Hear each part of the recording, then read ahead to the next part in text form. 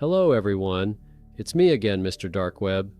Today I am presenting you a story I found on one of the closed Darknet forums called Dark Leaks. It's the confession of a man known as Trust Me, one of the creators of a scheme to develop and distribute fake cryptocurrency wallets. This story does not exonerate the criminals. It does not romanticize their activities. It shows how an ordinary techie, under the pressure of circumstances, can cross a line and find himself in an abyss from which there is no return. Get comfortable. Make sure your cryptocurrency funds are stored in trusted, verified wallets, and get ready to dive into the world of a man who has turned digital trust into a weapon.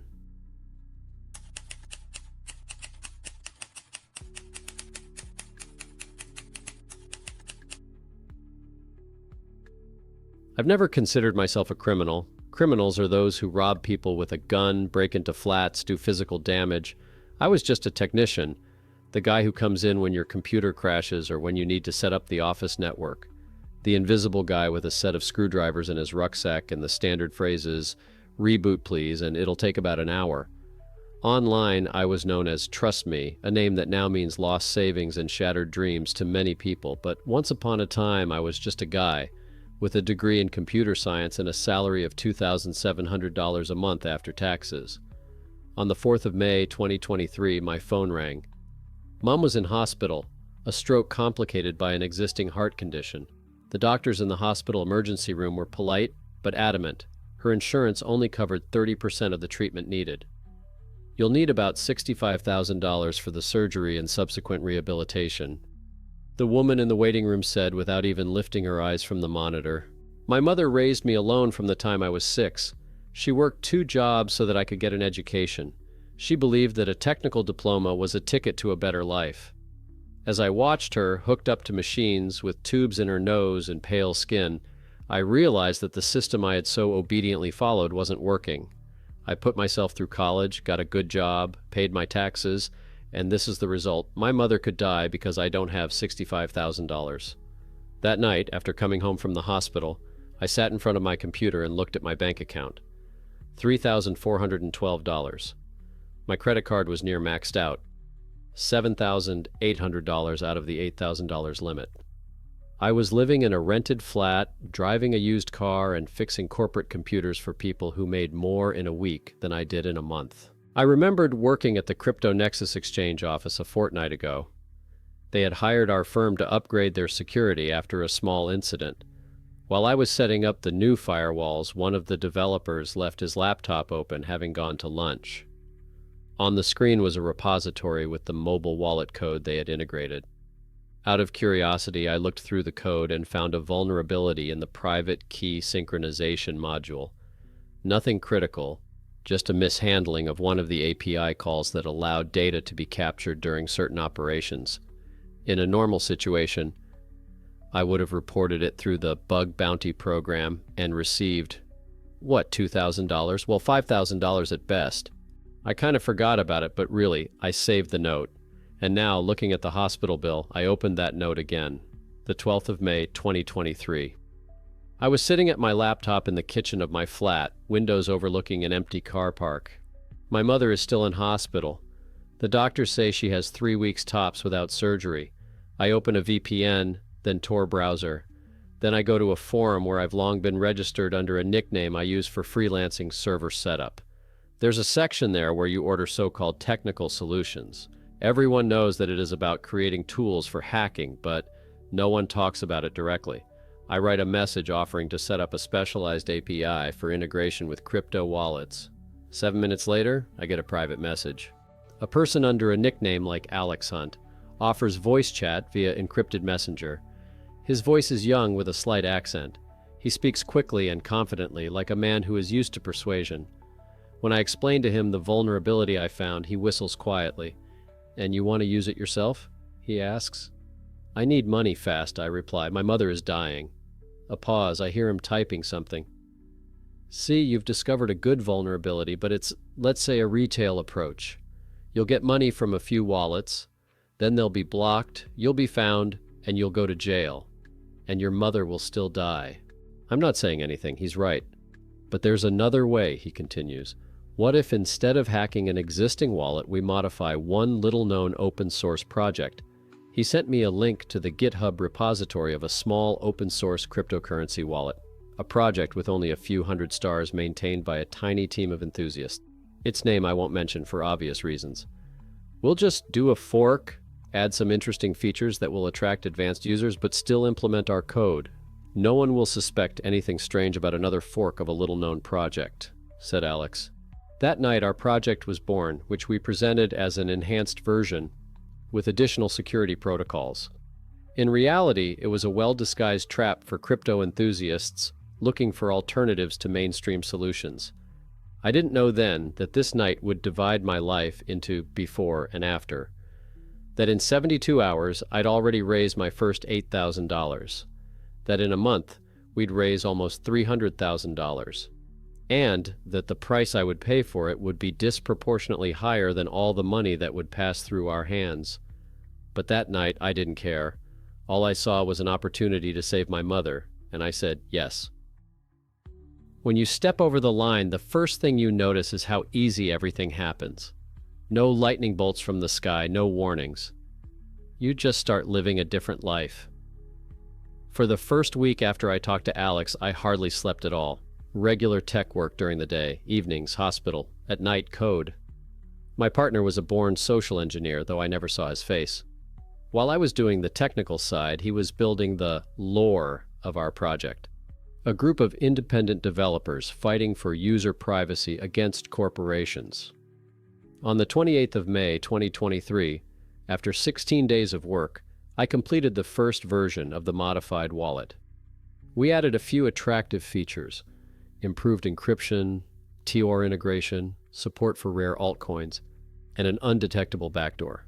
The code worked perfectly until the user imported a seed phrase. At that moment, a hidden module was activated, sending an encrypted copy of the data to our server. Everything looked normal to the user until the first withdrawal of funds. Alex came up with a distribution strategy. We didn't aim for mass distribution. That would attract attention. Instead, we targeted advanced crypto users who value privacy. You don't need tens of thousands of installations, he said. 2,000 or 3,000 of the right users are enough. Those who hold serious amounts and are savvy enough to appreciate our fixes, but not enough to detect a backdoor.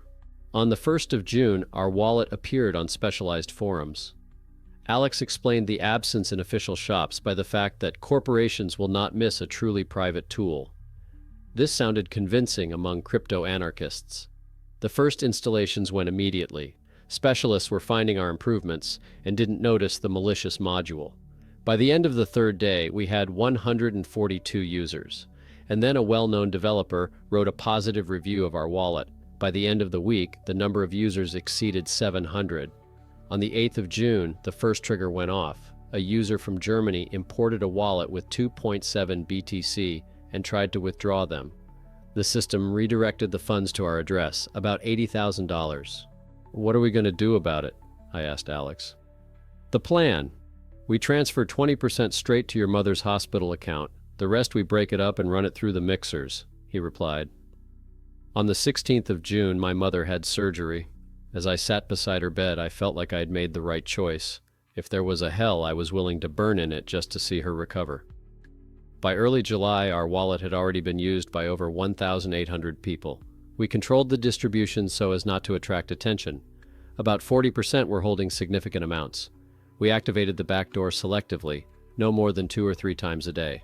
No one linked the scattered cases of missing funds to our wallet. Victims wrote about hacks on forums, but their stories were lost among thousands of similar ones. Alex insisted on creating a fake support team. When users complained, we offered detailed technical analyses, but always with false reasons: device compromise, phishing, user error. By mid-July, we had just over $600,000 in revenue. My share, about $200,000, was sitting on a hardware wallet in a stash. I lived similarly modestly, no major purchases. The only thing, I quit my job to take care of my mother. For her, I rented a small house in the suburbs, explaining it as a successful crypto investment. Technically, it wasn't a lie. At the time, I thought I had found a balance. I was doing what was necessary to save the person I cared most about. I avoided accounts with critically small amounts. I convinced myself that our back door was just a lesson for the careless. I hadn't yet realized that I had long since crossed the point of no return, that my life would never be the same again. On the 3rd of August 2023, everything changed. That was the day I saw the human side of our perfect scheme for the first time. And it was then that the first doubt was born in my mind, a doubt that would later turn into an intolerable weight. The 3rd of August 2023 changed everything. I was sitting in my rented flat, going through the logs of our server. The usual routine. Numbers, numbers, numbers. Human lives turned into lines of code. Mom was getting better. She'd been discharged from hospital a week ago. "How did you manage to pay for everything, son?" I didn't say anything, just hugged her. She didn't need to know the cost of saving her. By then, our wallet had been used by over 2,000 people. Alex suggested we expand further. We could easily double our audience.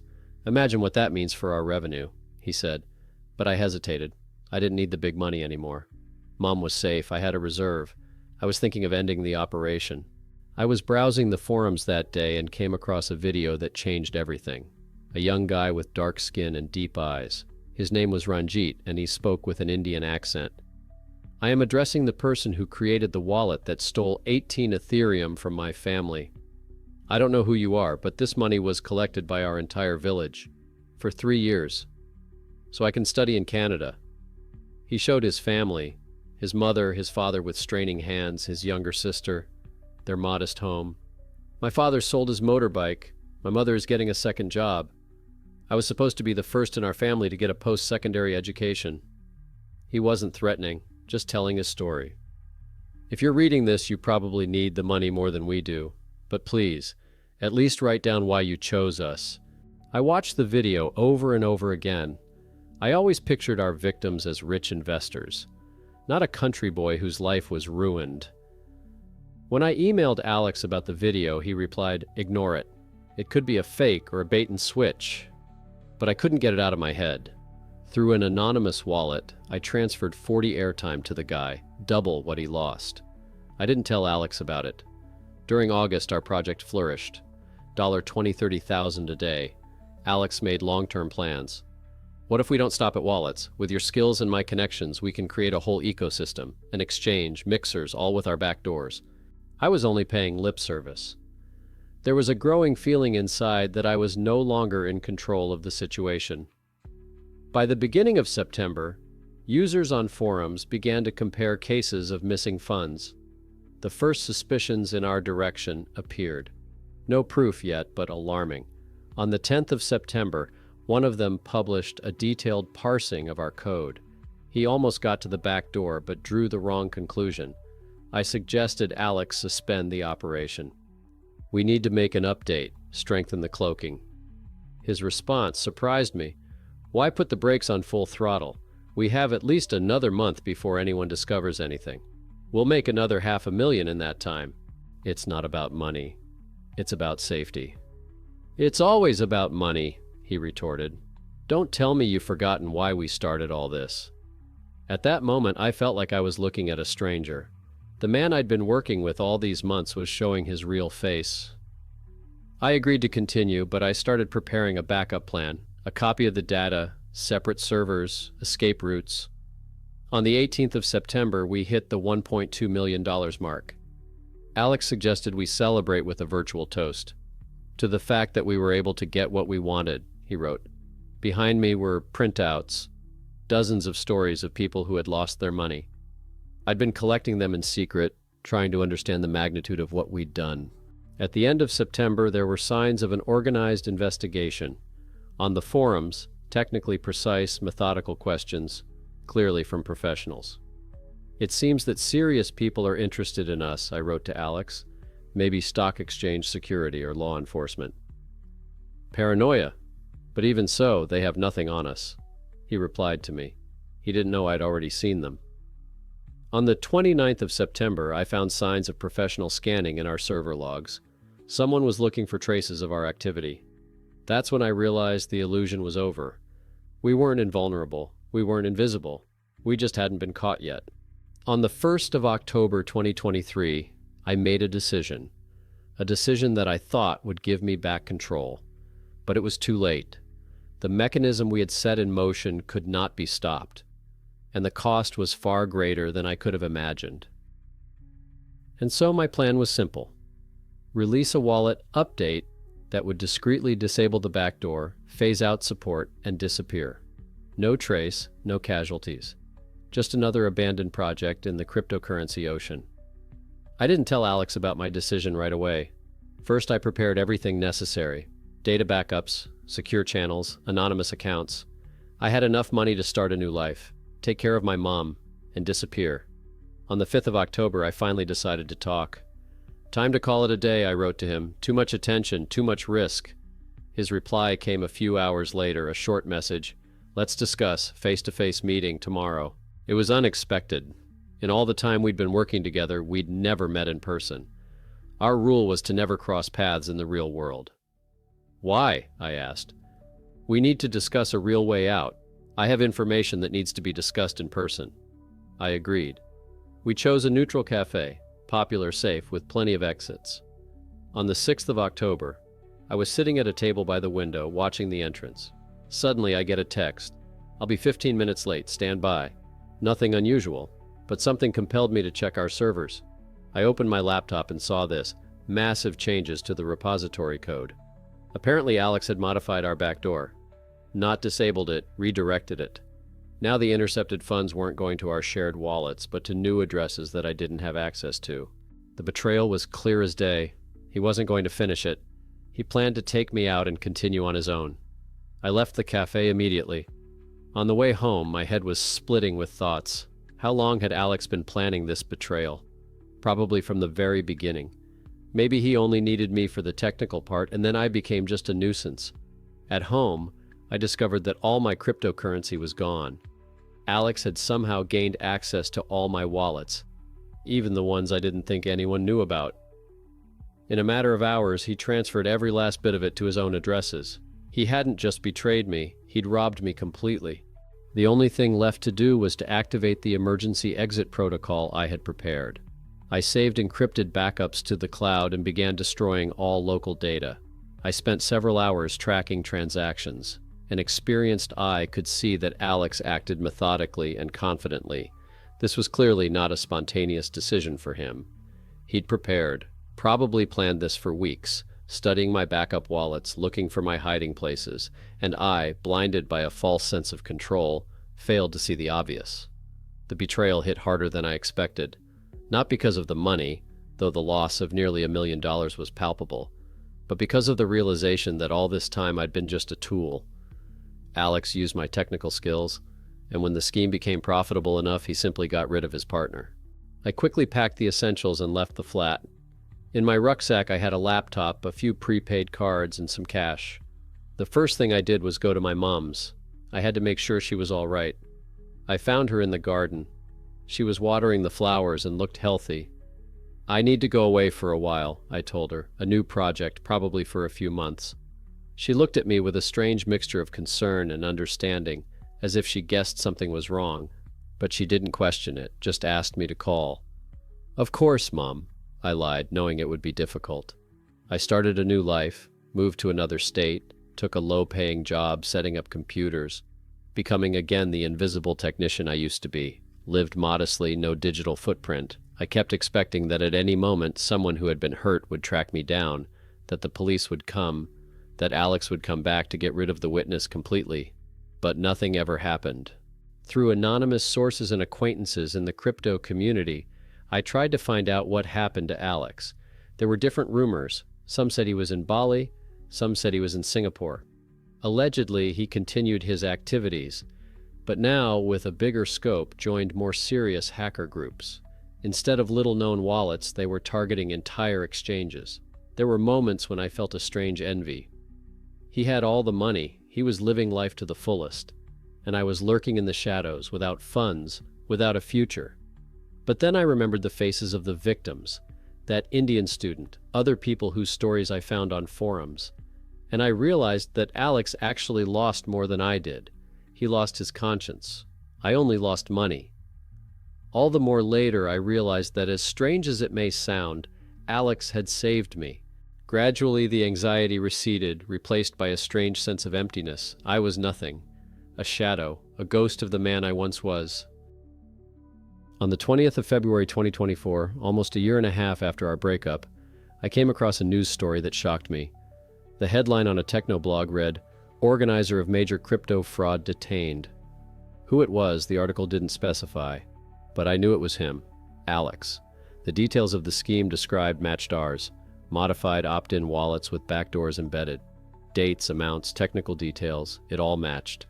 The article said that the FBI traced the organizer through his transactions and large purchases. A classic mistake. He started spending the funds he received too openly. Most surprisingly, the article did not mention any other possible accomplices. All responsibility was placed on the organizer. It was as if I didn't even exist in this story. Only then did I realize the strange irony of fate. Alex, without wanting to, had given me exactly what I wanted: a chance to leave, a chance to disappear. If it hadn't been for his betrayal, I probably would have continued in this scheme until I was where he was now, behind bars.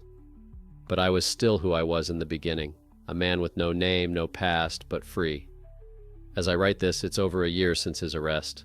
I'm no longer, trust me, I'm nobody, just a shadow of who I once was. I often think about where I went wrong, when exactly I crossed that line where there was no turning back. Maybe the first time I looked at someone else's code on an unsecured laptop, or when I took Alex up on his offer, or much earlier when I decided that the end justified the means. The truth is, I didn't become a criminal in a single moment. It was a process of small compromises, tiny concessions of conscience that eventually led me to lose everything. The money obtained by deception didn't bring happiness. It solved one particular problem. It saved my mother's life. But in return, it took my own life. This is how the story of Trust Me ended, of a man whose life was upended by one decision made in a moment of desperation. I was struck by this transformation, from ordinary technician to architect of digital deception. A journey that began with a desire to save his mother and ended with the loss of his own identity. In the world of cryptocurrencies, we often hear about major hacks and million-dollar thefts, but we rarely think about the people on both sides of these crimes. About those who lose their life savings and those who create the tools for these thefts. The Trust Me story shows us that in the digital world, trust is the most precious currency. And when we break it, payback is inevitable, even if it doesn't come in the form of jail time. That concludes my story. And you. Check the security of your cryptocurrency wallets. And remember, when someone on the internet says, "Trust me," it is probably the moment when you should be the most vigilant. As always, yours, Mr. Darkweb. Have a good evening and see you again.